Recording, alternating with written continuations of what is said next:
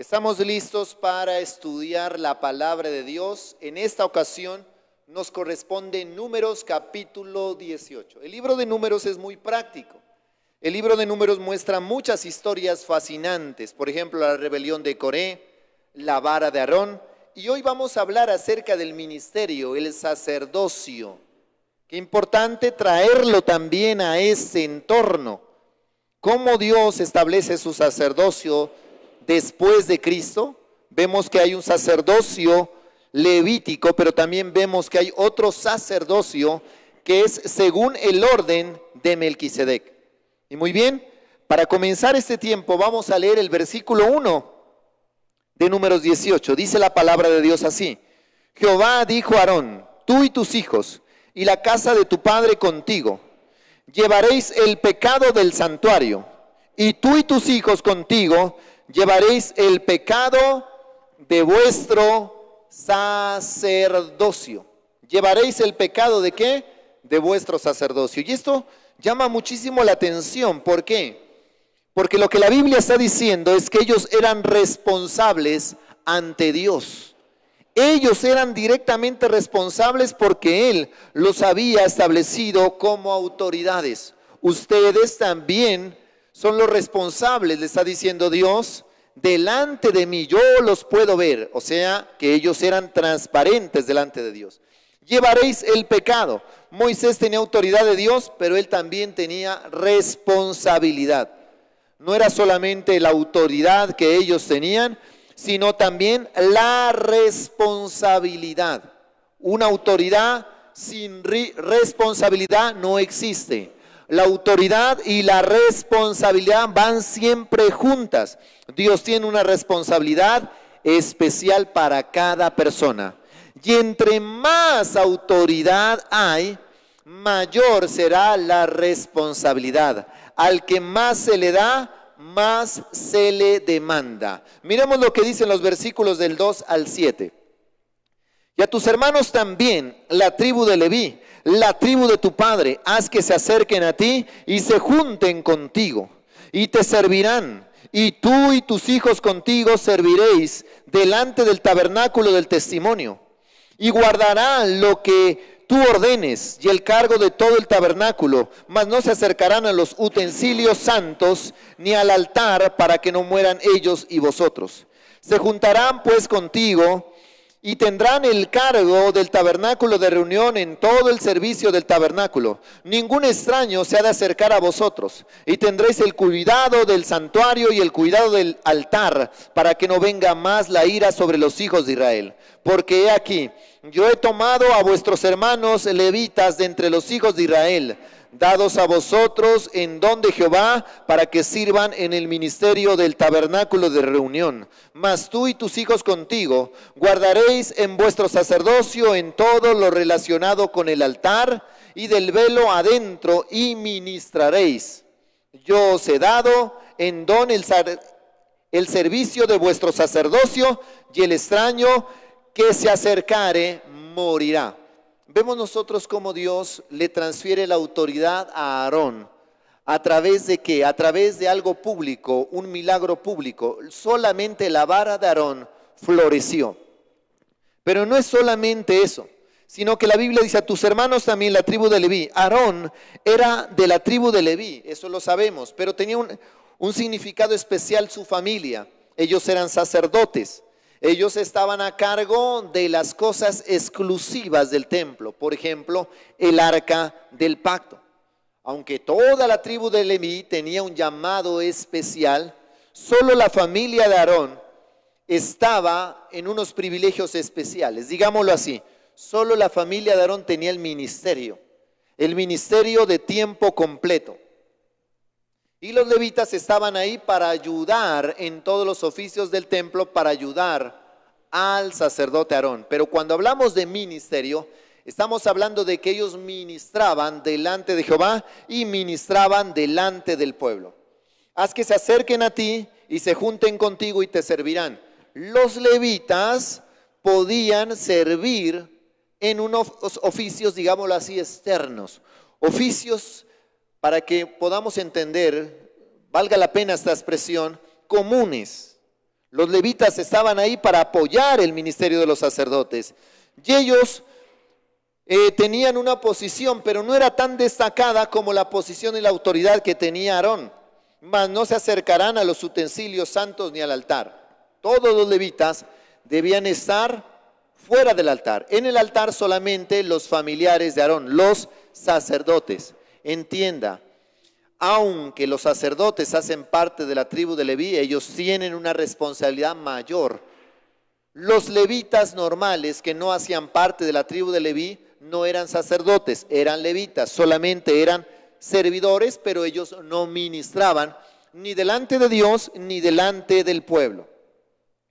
Leamos los versículos del 8 al 20, dice la palabra de Dios.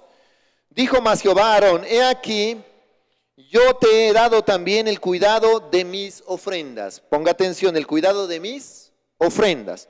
Todas las cosas consagradas de los hijos de Israel te he dado por razón de la unción, y a tus hijos por estatuto perpetuo. Esto será tuyo de la ofrenda de las cosas santas reservadas del fuego, toda ofrenda de ellos, todo presente suyo, toda expiación por el pecado de ellos y toda expiación por la culpa de ellos que me han de presentar será cosa santa para ti y para tus hijos. En el santuario la comerás, todo varón comerá de ella, cosa santa será para ti. Esto también será tuyo, la ofrenda elevada de sus dones y todas las ofrendas mecidas de los hijos de Israel. He dado a ti y a tus hijos y a tus hijas contigo, por estatuto perpetuo. Todo limpio en tu casa comerá de ellas, de aceite, de mosto y de trigo, todo lo más escogido, las primicias de ellos, que presentaren a Jehová, para ti las he dado. Las primicias de todas las cosas de la tierra, las cuales traerán a Jehová, serán tuyas. Todo limpio en tu casa comerá de ellas. Todo lo consagrado por voto en Israel será tuyo. Todo lo que abre matriz de toda carne que ofrecieren a Jehová, así de hombres como de animales, será tuyo. Pero harás que se redima el primogénito del hombre. También harás redimir el primogénito de animal inmundo. De un mes harás efectuar el rescate de ellos conforme a tu estimación, por el precio de los 5 siclos, conforme al ciclo del santuario, que es de 20 jeras, más el primogénito de vaca, el primogénito de oveja, el primogénito de cabra, no redimirás. Santificados son, la sangre de ellos rociarás sobre el altar, quemarás la grosura de ellos, ofrenda encendida en olor grato a Jehová, y la carne de ellos será tuya, como el pecho de la ofrenda mecida, como la espaldilla derecha será tuya. Todas las ofrendas elevadas de las cosas santas de los hijos de Israel ofrecieron a Jehová, las he dado para ti y para tus hijos y para tus hijos contigo por estatuto perpetuo. Pacto de sal perpetuo es delante de Jehová para ti y para tu descendencia contigo. Y Jehová dijo a Aarón, de la tierra de ellos no tendrás heredad, ni entre ellos tendrás parte. Yo soy tu parte y tu heredad en medio de los hijos de Israel. Qué impresionante. Podemos ver nosotros cómo él tiene una responsabilidad especial delante de Dios, y aparte de eso le dice, tú no tendrás heredad entre los hijos de las tribus de Israel, de la tribu de Judá, de la tribu de Aser, de la tribu de Isaacar. No tendrás nada que ver con ellos. Yo soy tu heredad. Esto es hermoso.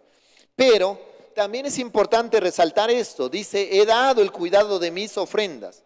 Las ofrendas obviamente son traídas a Dios como parte de la ofrenda de paz, todas las ofrendas que nosotros vimos cuando estudiamos el libro de Levítico. Una ofrenda de consagración, por ejemplo, los nazareos, ellos hacían una ofrenda especial porque se consagraban y llevaban ciertos sacrificios que también lo explicamos en Números capítulo 6. Y también había ofrenda de acción de gracias.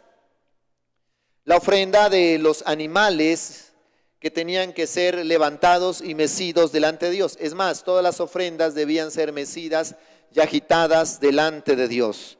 Toda ofrenda de ellos. El sacerdote también recibía porciones. Todo presente suyo y expiación por el pecado y expiación por la culpa. El sacerdote también recibía regalos, aceite, mosto, trigo.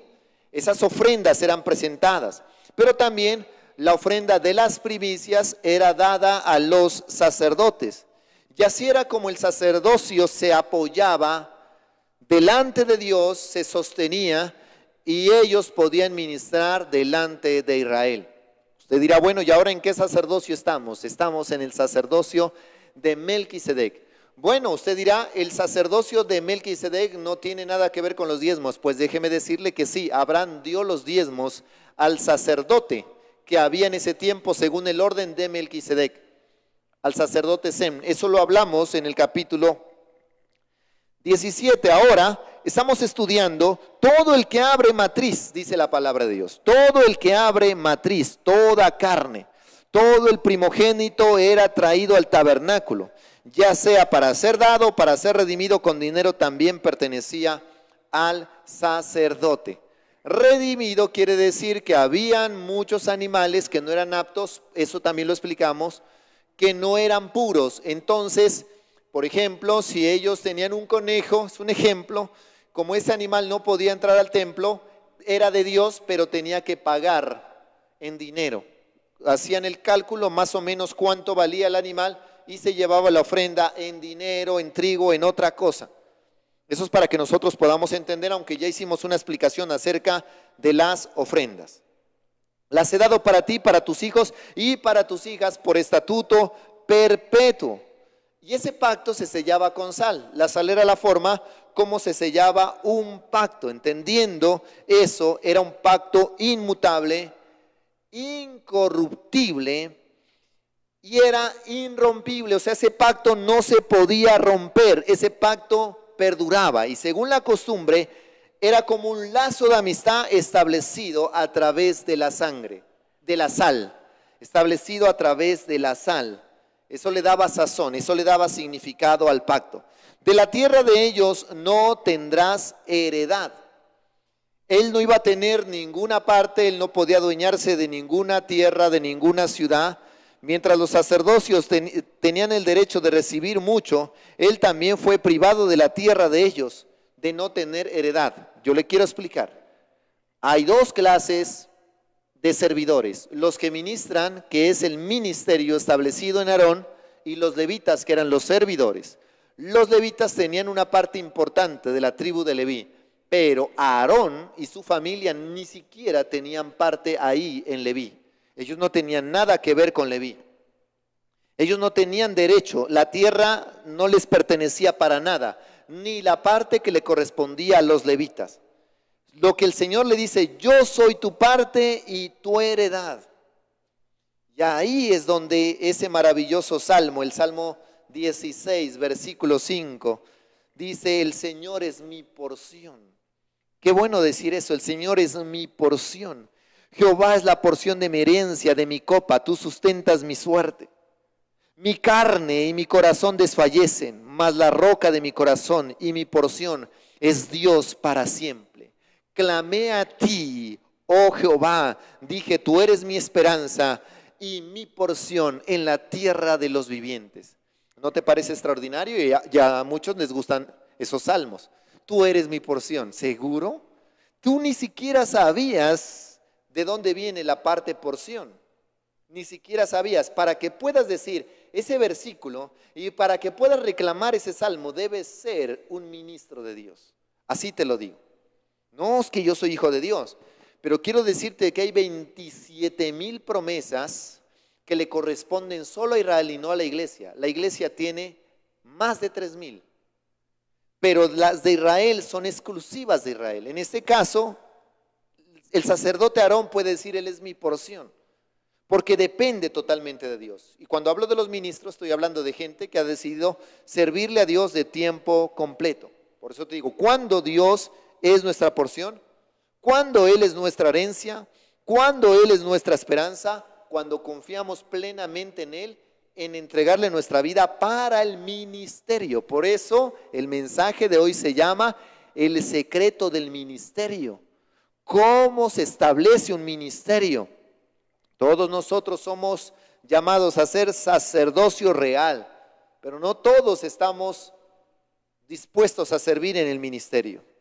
Miremos los versículos 21 al 24. Y aquí yo he dado a los hijos de Leví todos los diezmos en Israel por heredad. Ponga atención. ¿A los hijos de quién? A los hijos de Leví. Por su ministerio, por cuanto ellos sirven en el ministerio del tabernáculo de reunión. Y no se acercarán más a los hijos de Israel al tabernáculo de reunión para que no lleven pecado por el cual mueran. Mas los levitas harán el servicio del tabernáculo de reunión y ellos llevarán su iniquidad, estatuto perpetuo para vuestros descendientes. No poseerán heredad entre los hijos de Israel. Está hablando de las otras tribus. Porque a los levitas he dado por heredad los diezmos de los hijos de Israel que ofrecerán a Jehová en ofrenda. Por lo cual les he dicho, entre los hijos de Israel no poseerán heredad. Entre las demás tribus, la tribu de Leví tenía cierta herencia, pero ellos no podían contar con lo que las demás tribus conquistaran. Está hablando de los diezmos. Dios ordenó que los diezmos, la dádiva del 10% de ingreso, fueran dados a los levitas para su apoyo. Los diezmos pertenecen a Dios. Los diezmos pertenecen a Dios, pero mire lo que dice la Biblia, usted lo va a leer bien y con lupa.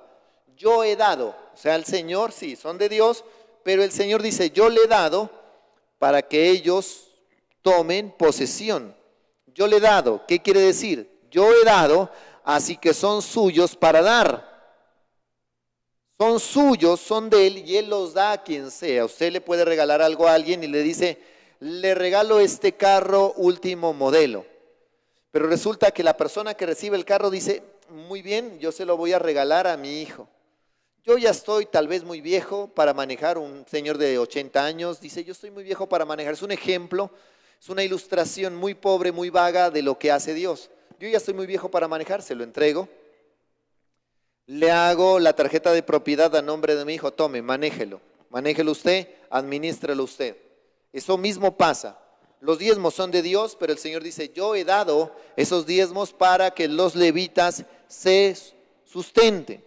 Cuando un israelita no estaba dando su diezmo, ellos le estaban robando primeramente a Dios y también a los levitas. Aunque el dinero terminaba con ellos, le estaban robando a Dios. Malaquías lo dice, Malaquías 3:10 dice, lo dice claramente, me habéis robado, porque ellos pensaban que solo le estaban robando al levita y no se daban cuenta que le estaban robando a Dios mismo. Le estaban robando a Dios mismo. Algunos hoy en día piensan que el diezmo era solo para apoyar a los levitas, quienes eran en un sentido trabajadores del gobierno del antiguo Israel. Y que esa era como una forma de impuesto gubernamental en ese tiempo y que ahora ya no, porque ya prácticamente la religión se acabó, ahora ya existen otras instituciones diferentes a la religión y podemos hacerlo. Podemos decir que el Nuevo Testamento en ninguna parte específicamente se habla de dar el diezmo, pero ciertamente habla de un enfoque positivo. Incluso el Señor Jesucristo dijo, es necesario hacer sin dejar de practicar la justicia y la misericordia. Es necesario. No, pero es que el Señor Jesucristo todavía estaba en la ley. Las personas mezquinas no van a querer dar así aparezca en todos los libros hasta el final. Las personas no van a querer dar así, venga un ángel del cielo y se los diga, así el mismo Jesús se los diga directamente. Las personas mezquinas tienen su corazón cerrado y no van a querer, van a sacar cualquier pretexto, van a sacar cualquier excusa. También es importante entender que diezmar no es un principio dependiente de la ley mosaica, no aparece en la ley del Levítico. En Hebreos, prácticamente el capítulo 7 explica que el diezmo era practicado y honrado por Dios antes de la ley de Moisés. Antes, incluso muchas personas que están viendo este video pueden compartirlo con aquellos criticones, murmuradores que deciden que no, que el diezmo no es, me voy a ir a una iglesia donde no diezme. Pues déjame decirte que es una iglesia que no tiene la sana doctrina, porque la sana doctrina habla de diezmo. La Biblia habla de diezmo. Entonces, de lo que habla el Nuevo Testamento con gran claridad es el principio de dar. Debería darse regular, planificado, proporcional, privado, debe ser generoso, dado con alegría. La Biblia muestra claramente que la gracia es mayor que la ley. ¿Oíste que fue dicho? Cualquier persona que miraba a una mujer y la codiciaba, ya adulteró ¿en dónde? En el corazón. En el Antiguo Testamento, la persona tenía que ser encontrada en adulterio para ser apedreado y para ser considerado adúltero. Si no se lo encontraba o si nadie lo miraba cometiendo el acto de adulterio, él no era un adúltero. La ley lo juzgaba si lo miraba, y si no, no pasaba nada, él no era un pecador delante del pueblo, delante de nada. Ah, pero es que Dios lo mira. Pero la ley era muy externa. La ley sí era rígida, pero era externa. No se aplicaba al corazón. La gracia se aplica al corazón. Tú dices, en la ley dice diezmar, y bueno, y yo veré si diezmo o no diezmo, y uno tenía que hacer, y las personas se daban cuenta cuando nacía, por ejemplo, una vaca, un cordero, y lo llevaban como primicia o lo llevaban como diezmo. Se daban cuenta de las cosechas que tenían y lo llevaban como un diezmo. Todo el mundo se daba cuenta de eso. También se daban cuenta públicamente quién le robaba a Dios y quién no le robaba. Pero en la gracia Dios se da cuenta lo que hay en tu corazón. O sea que la gracia es más exigente. En la ley tú dices el diezmo es para Dios. En la gracia Dios dice todo es mío. Tu vida es mía, tu vida me pertenece. Y lo hace del corazón, es más fuerte. Y las personas, yo no sé dónde irán a quedar esas personas que dicen, no, es que yo no quiero diezmar, es que ya no es válido, es que el diezmo es para los pastores, para que se enriquezcan. Todo eso nos tiene sin cuidado. Nos interesa obedecer la Biblia, la palabra de Dios, por su ministerio. Por su ministerio, por cuanto ellos sirven en el ministerio. Significaba que los levitas tenían el derecho de esperar ser apoyados por medio del diezmo. Pablo representa el mismo principio para ministerios del Evangelio del Nuevo Testamento. Él habla de eso, el obrero es digno de su salario. Sin embargo, también muestra que el Evangelio es algo gratuito, obviamente. Muchas personas cometen el error de decir es que no deberían cobrar por el Evangelio. Mira, tú en este momento estás recibiendo un mensaje. Tú no tienes que pagar absolutamente nada, solamente estás ahí recibiendo un mensaje, no pagas nada. Claro que sí, es gratuito. Pero hay muchas personas que se dedican al trabajo del ministerio de tiempo completo. No, pero deberían trabajar. Tú no sabes lo que representa preparar un mensaje. Yo te quiero decir algo a ti y aprovecho para decírtelo ahora. Un profesor en una hora cátedra gana dinero, mucho dinero. En una hora cátedra de un profesor, póngale por lo bajito unos $100. Hora cátedra en una universidad, $100. La hora cátedra, tal vez el profesor ya tiene experiencia y mira algunos apuntes y listo, va a hacer su explicación, su teorema, va a hacer la explicación de algo. Luego listo, muchachos, estudien, mañana va a haber parcial. La otra hora se la pasó él sentado y simplemente entregó unas hojas que se demoró tal vez en prepararla 2 horas en casa y entrega las hojas. Listo, entreguen, es hora de entregar, va, califica, otra hora para entregar, para hacer una verificación de las notas. Y por esas 3 horas cátedras son $300. Y cuando una persona predica, ¿no crees que está estudiando la palabra? ¿No crees que está investigando? Está investigando. Cuando los pastores estudiamos en el ministerio, nos preparamos en teología, miramos ciertas materias, hermenéutica, neumatología, homilética 1 y 2, y eso también genera dinero, también necesitamos pagarlo. Una materia en el Instituto Bíblico vale unos $100, $120 cada materia. Póngale que sean 50 materias, haga la cuenta usted. La preparación, los materiales, entonces el estudio que lleva a estudiar para luego predicar en un culto del viernes, en un culto del domingo.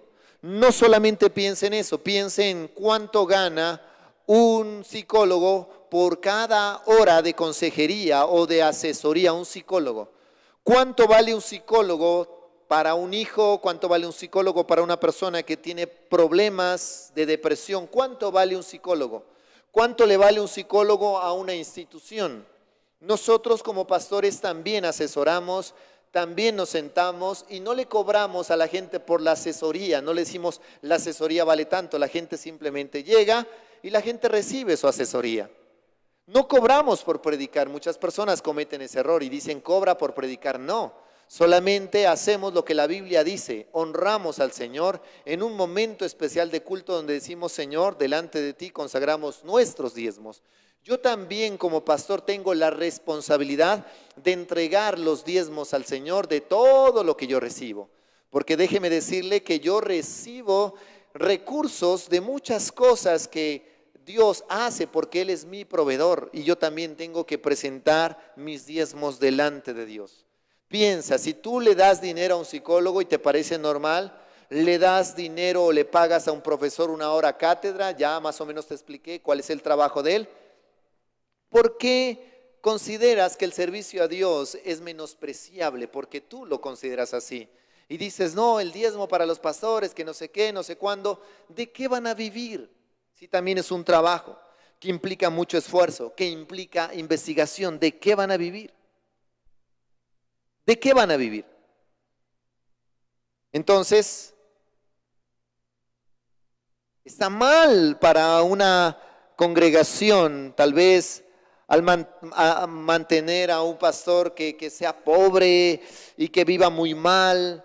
Está mal delante de Dios. Y así tan mal, tal vez si muchas personas deciden vivir por encima, porque también los hay, es necesario muchos que deciden manipular a las personas a través del diezmo. Hay que decir las cosas que son y las que no son. Manipular, como por ejemplo los hijos de Coré, que hacían uso de su autoridad como levitas para ganarse el pueblo a través de la manipulación. Está muy mal eso. La palabra de Dios dice que vivamos con lo justo, teniendo sustento y abrigo, porque los que quieren enriquecerse caen en tentación y lazo y muchas codicias necias que hunden a los hombres. Versículos 25 al 32. Y habló Jehová a Moisés diciendo, así hablarás a los levitas y dirás, cuando toméis de los hijos de Israel los diezmos que os he dado de ellos por vuestra heredad, vosotros presentaréis de ellos en ofrenda mecida a Jehová el diezmo de los diezmos. Mire, por eso le digo, nosotros como pastores también diezmamos. Y se contará vuestra ofrenda como grano de la era y como producto del lagar. Así ofreceréis también a vosotros ofrenda a Jehová de todos vuestros diezmos para que recibáis de los hijos de Israel y daréis de ellos la ofrenda a Jehová al sacerdote Aarón. De todos vuestros dones ofreceréis ofrenda a Jehová, de todo lo mejor de ellos ofreceréis la porción que ha de ser consagrada, y les dirás, cuando ofreciereis lo mejor de ellos será contado a los levitas como producto de la era y como producto del lagar, y lo comeréis en cualquier lugar, vosotros, vuestras familias, pues vuestra remuneración por vuestro ministerio en el tabernáculo de reunión es este, y no llevaréis pecado por ello, cuando hubieres ofrecido la mejor parte de él, y no contaminaréis las cosas santas de los hijos de Israel, y no moriréis. El diezmo de los diezmos. Los levitas no estaban exentos de diezmar. Nosotros los pastores no estamos exentos de diezmar. Nosotros también diezmamos. Y tal vez alguna autoridad mía de las asambleas de Dios podrá ver este video y darse cuenta que yo también tengo mis diezmos y están registrados ahí, porque también diezmamos. Todos los pastores de las asambleas de Dios diezman, y me imagino que los de otras denominaciones también lo hacen, porque es bíblico. Era importante para los levitas aprender a ser dadores también, porque eso era lo que ellos ministraban. Ellos eran cabeza y ellos tenían mayor responsabilidad delante de Dios. Mayor responsabilidad. La dádiva del 10%. Cada israelita tenía que dar el 10% y también las primicias de toda su producción y primogénito. Pero el primogénito y las primicias eran dádivas riesgosas. Tu tierra quizás no produzca mucho más. Cuando hablamos de las primicias era eso, era riesgoso, porque tal vez era como aventurar. Pero vemos nosotros cómo Dios hace milagros extraordinarios a través de la fe. El diezmo es fe, mucha fe. Las primicias son fe, mucha fe. ¿Por qué? Porque tal vez era riesgoso, humanamente hablando, porque tal vez no produzca más y tu vaca o tu oveja quizá no den a luz otra vez. Usted daba el primer fruto, la vaca tenía un primogénito y usted sacaba el primogénito y lo entregaba a Dios. ¿Qué quiere decir? Y si la vaca ya no da más hijos, Por eso se necesitaba la fe. Sin embargo, lo primero aún pertenecía a Dios y era dado a los sacerdotes. Dios prometió bendecir esa dádiva de las primicias. Mire lo que la Biblia dice aún en Proverbios 3, del 9 al 10. Honra a Jehová con tus bienes y con las primicias de todos tus frutos, y serán llenos tus graneros con abundancia, y tus lagares rebosarán de mosto. Ese no era el final de la dádiva requerida de Israel. También se fue dicho dejar una porción de los campos, dejar de cosechar para que eso lo puedan cosechar los pobres. Por ejemplo, Ruth se conoció con Booz, el hombre adinerado, precisamente por eso, porque Booz era pobre y Booz tan pobre que solamente recogía lo que había en los alrededores, las cosas que ellos dejaban para los pobres, era una ley. O sea que había una ofrenda para los pobres en ese tiempo. Pero quiero decirle que habían 3 clases de diezmos. Los diezmos que eran para el templo, que llevaban al templo. Los diezmos que eran precisamente para los pobres, que se entregaban cada 3 años. Cada 3 años se entregaba un diezmo especial, cada 3 años. Y también había otro diezmo que era anual, que era el festival del diezmo.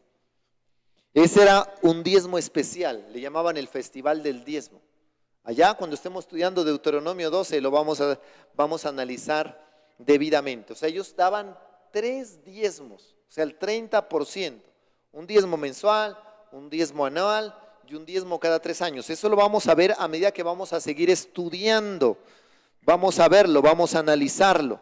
Entonces, la dádiva a Dios era especial. Ellos tenían cantidad de ofrendas. Aparte, las ofrendas de consagración, la ofrenda de acción de gracias. Y usted que es tal vez mezquino, dice, no, qué pereza vivir en ese tiempo, dando y dando y dando.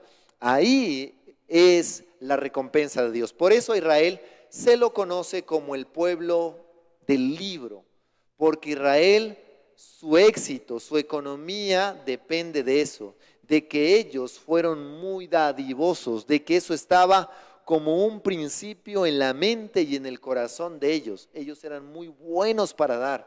Cuando Moisés les pedía una ofrenda, ellos traían desmedidamente. Ellos daban a Dios continuamente y muchas veces Moisés tuvo que decirles, ya no traigan más. Cada vez que se pedía una ofrenda, ellos eran felices dando.